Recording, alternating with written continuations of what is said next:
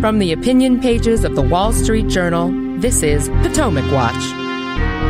Welcome to Potomac Watch, the daily podcast of the Wall Street Journal opinion pages. I'm Paul Gigot, the editor of those pages, and today we're going to talk about the controversy over Donald Trump's remarks to the National Association of Black Journalists. But first, I want to express relief and gratitude on behalf of all of us at the Journal for the release of our reporter, Evan Gershkovich, today from a Russian prison. Evan was unjustly held for more than a year on spurious espionage charges, which Russia never really specified. His release was part of a large multi-country prisoner swap involving 24 people. That included former Marine Paul Whelan, who has been held for several years by Russia. Special credit here goes to Germany and its Chancellor Olaf Scholz, who was willing to release Vadim Krasikov, a Russian assassin who killed a Chechen emigre in a public park in Germany. Krasikov seemed to be the main demand of the Kremlin and that old KGB spy, Vladimir Putin. Scholz held out for the release of several Russian dissidents and obtained them. Evan was the first journalist arrested in Russia since the days of the Soviet Union, and it signaled a new era of state-sponsored kidnapping to force prisoner swaps and to embarrass America. This has become a real problem the United States is going to have to deal with in the future, because states will see that Russia has succeeded, and Iran, of course, has practiced this and has succeeded in obtaining release of some people, bad dudes, as they say, that have been convicted of real crimes in our country and others. But today, everyone here at the Journal is relieved and grateful to have Evan out of custody. Bill, any thoughts? Yeah, it is a happy bit day, as you say. When an American is taken overseas, you're really vulnerable. I mean, the only thing you have going is that your government remembers you and fights for you. And the tendency, a lot of people are afraid, is for one of these Americans unfairly held abroad to regard that as secondary. They're all bigger negotiations with the country. So I have a lot of sympathy for the administration negotiating for this, especially with Putin. I mean, clearly Evan was just taken to have something in his pocket to deal with America. He could just flout the international law easily, and he had felt no pressure to get released, and apparently now he has got something he wants by detaining a man unjustly accused. I want to pay compliments to the Wall Street Journal publisher Almar Latour, to Jason Conte, our general counsel, who was conducting these negotiations behind the scenes for months, and Emma Tucker, the editor-in-chief of the Journal, all of whom kept Evan in the public eye and kept the pressure on American officials to negotiate Evan's release. All right, we'll leave it there. Let's turn to the presidential campaign, especially the controversy broke out Wednesday over Donald Trump's appearance with black journalists at a convention. To talk about that, I have three of my colleagues here: Colin Levy, Mane Ukwe-Barua, and Bill McGurn. Let's start with a clip of the first question right off the bat by Rachel Scott of ABC News. A lot of people did not think it was appropriate for you to be here today.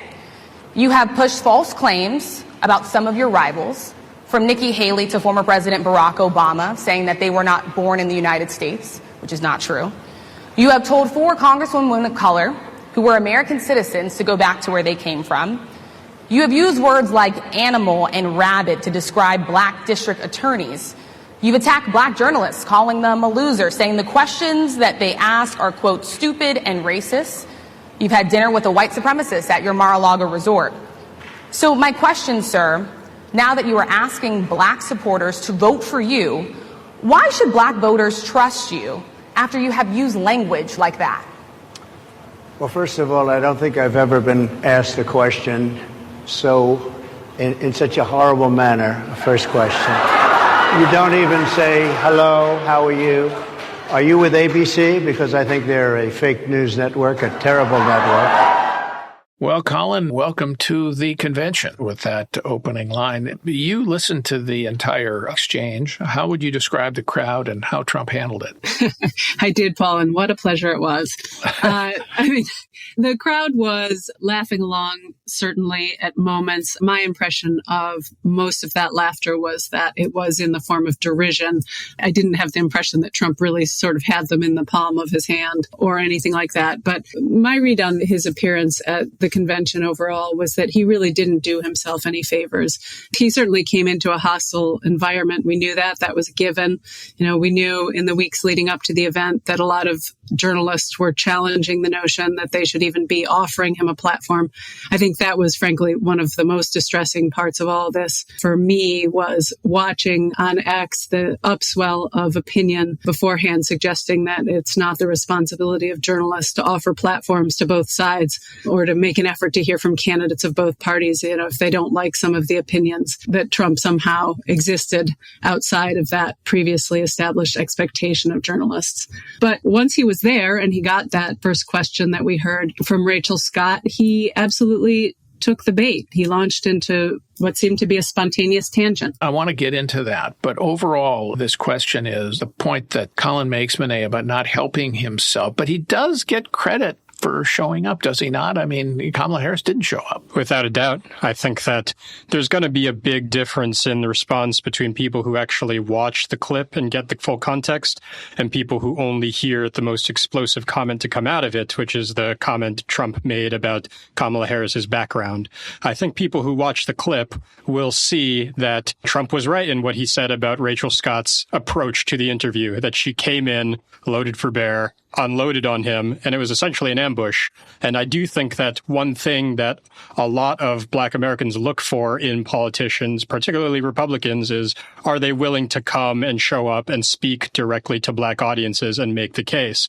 I think that Trump's ability to win more support with Black voters than a lot of previous Republicans comes from his willingness to do that, and that people who do watch the entire clip will see him actually taking fire, being willing to actually encounter skeptical journalists and being treated badly, but still making his case. And that's what his close ally Byron Donalds, a congressman from Florida, pointed out about Trump's approach with the Black journalists. So there's going to be a mixed reaction depending on what people see and what they don't with regard to this encounter. Very interesting. Bill, do you have any thoughts on just this idea of showing up, being there, taking them on? I do want to get in our next block into this controversy or what the president said about Kamala Harris. Kamala Harris, you would think she'd want to show up. She had offered to show up virtually, but the group had said, no, we want you in person, which is how other presidential candidates have always approached this during election years. Yeah, I agree with your first point that you mentioned earlier, that just showing up, Trump is going to non-Republican constituencies and making his case. It's not surprising a lot of people would oppose it. It's hard to not respect someone who comes in and makes the argument. And I don't think it's a coincidence Kamala Harris didn't do that. What she's done is let all her surrogates tell us how wonderful she is and give occasional speeches to friendly crowds.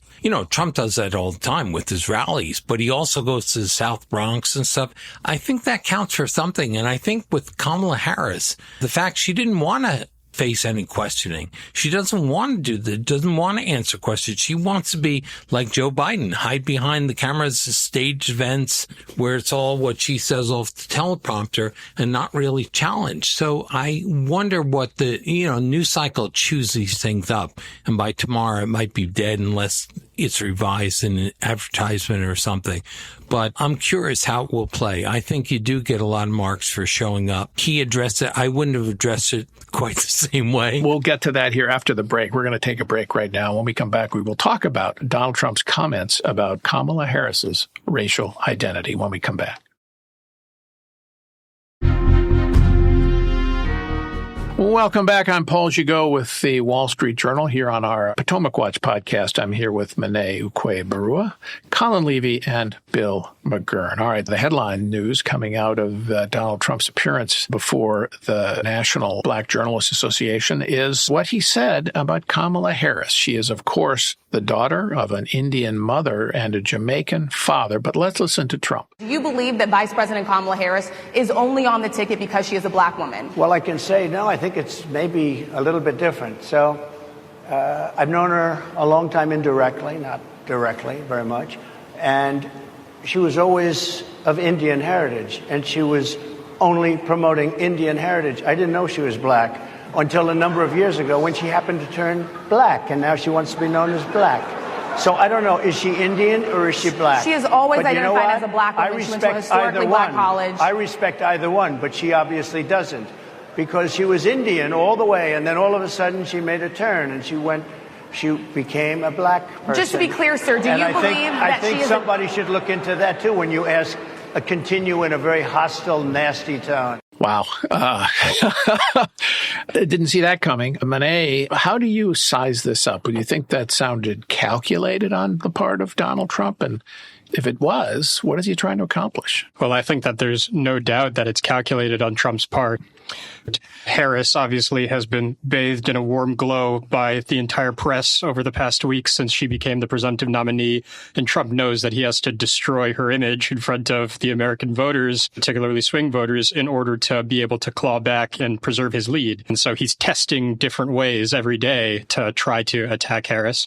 I think that this approach of saying that she didn't claim her black identity until recently is going to spark debate, and already has, among a lot of black voters. There are going to be people looking into the things that she said in the past and trying to gauge, did she lean more into her Indian identity? Was her decision to identify as a black woman politically calculated on her part? And I think the answer to that question is no. It's very clear if you look at Kamala Harris's biography that she's always identified predominantly with her black side of her heritage. Yeah, she joined a black sorority, for example, right? Exactly. She was in a black sorority at Howard, and she actually was just addressing that sorority the other day and continues to lean into that part of her identity.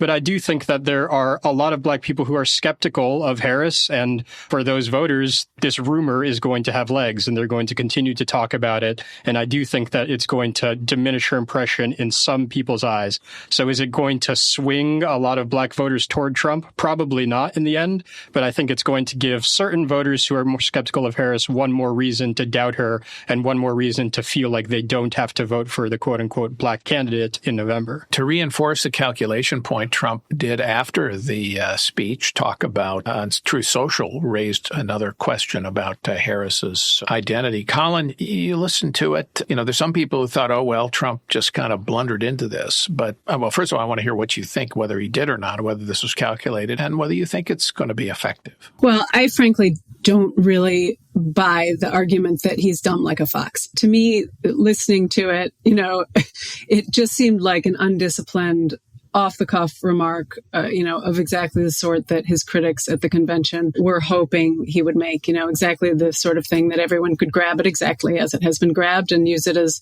further confirmation that Donald Trump is a racist and is even attacking his opponent on that basis. Yes, that may have already been discounted by the market, baked in the cake, but, I don't really see what he gains by making it the story again. Now, did he cleverly, immediately seize upon it, double down upon it, continue to say it and, try to back himself up and even say that this was part of her sort of overall phoniness and, try to turn his blunder to political advantage? Yeah, of course he did. I mean, that's what he always does. But I really didn't see this as something that he had planned. It sounded like he just said it because it was in his mind and he was annoyed. Interesting. And basically you're saying that then his campaign had no choice but to defend it because that's what they do and so on. Okay. Exactly. Well, let's listen, though, to Kamala Harris's response in a speech on Wednesday. Donald Trump spoke at the annual meeting of the National Association of Black Journalists.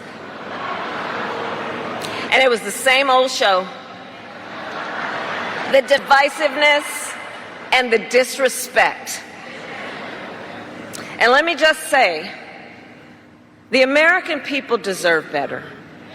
The American people deserve better. The American people deserve a leader who tells the truth, a leader who does not respond with hostility and anger when confronted with the facts. Bill, the press has essentially, most of the press, in reporting on the exchange with Trump and the journalists, are taking the view that this illustrated Trump's divisiveness, as Kamala Harris said, and his racism. And I wonder if, in fact, that's going to be the dominant view coming out of this. I don't know. It might be. First of all, Kamala Harris is preaching to the choir in front of a proving group. Even before Donald Trump set foot on that dais, there were members of that association attacking it for inviting him. I just wonder if elites listening hear it in a different way ordinary people do. Because one of the contexts you have to give it to, if Trump is such a racist and so horrible, why is he doing better than other Republicans in terms of the black vote? You know, it's only a fraction, but it's still doing better than a lot of other people. So I think the jury's still out. Harris Faulkner of Fox, a black female journalist, was on dais, and she said a lot of people enjoyed his remarks. Now, I'm sure it wasn't a majority. Well, it's true of the press corps generally. Right. Well, yeah, I wasn't thinking of him as press corps, but that's a good point. But it helps to remember it was really hostile. People were questioning their own association for even inviting him. And Kamala Harris, takes a group for granted. She wanted to do a Zoom call, didn't want to go, and then preaches in front of an adoring crowd.